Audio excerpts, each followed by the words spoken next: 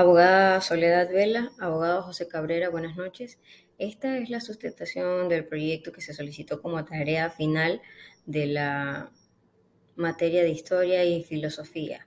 El tema que yo escogí fue el iusnaturalismo versus el positivismo y cómo ayudan a fundamentar los derechos humanos.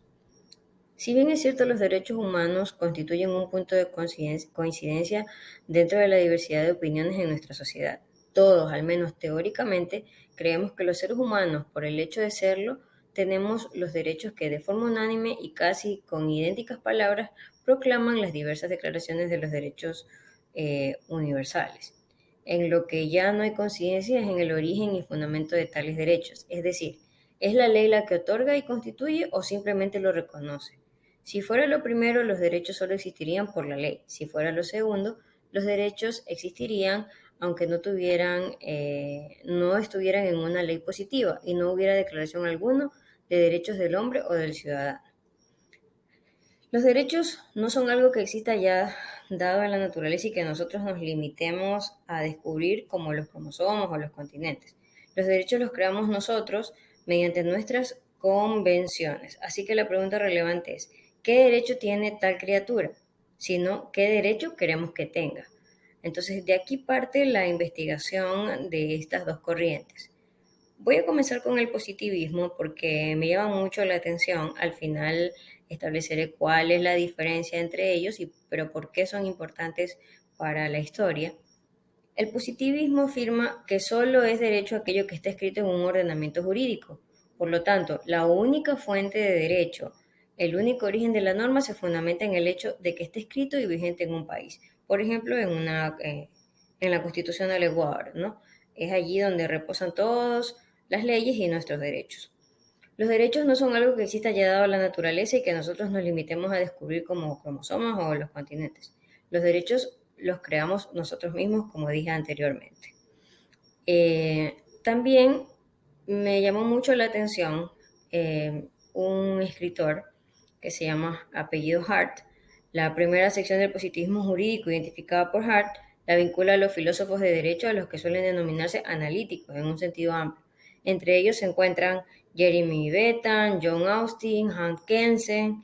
Esos autores concuerdan en afirmar que existe una rama importante en el estudio de derecho caracterizada por dos notas.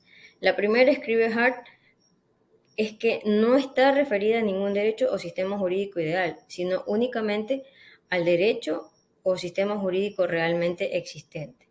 Ahora, la otra corriente es el iusnaturalismo. El iusnaturalismo sostiene que el origen de los derechos humanos no reside en la ley positiva, sino que parte de la naturaleza propia del ser humano, una naturaleza que es superior y precedente a cualquier ley positiva. Una definición clásica del iusnaturalismo es la siguiente: el derecho natural es aquel que la naturaleza da a los seres humanos por el simple hecho de serlo. En el caso de las tradiciones religiosas, los derechos son una característica con la que Dios dota a los seres humanos.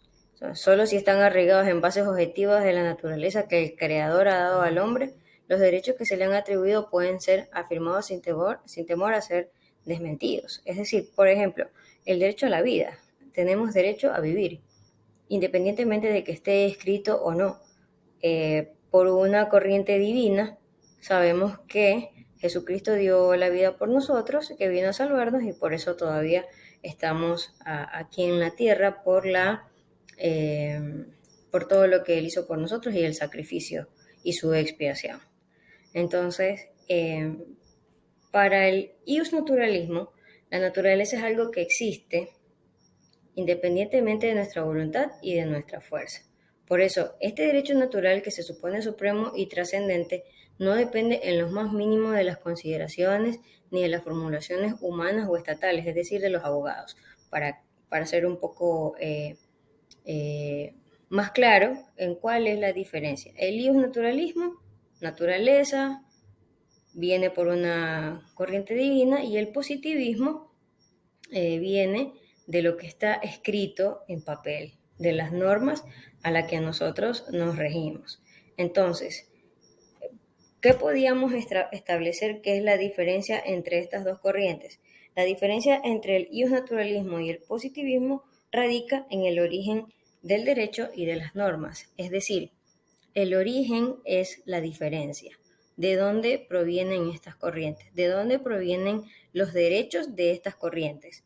Entonces, esa es la diferencia entre estas dos corrientes. Entonces, en resumen, lo que yo puedo decir es que el iusnaturalismo supone la existencia de un derecho trascendente y anterior a un derecho positivo, derecho que bajo la sombra de la razón, de la naturaleza o de Dios es asumido como el único orden regulador de la validez universal.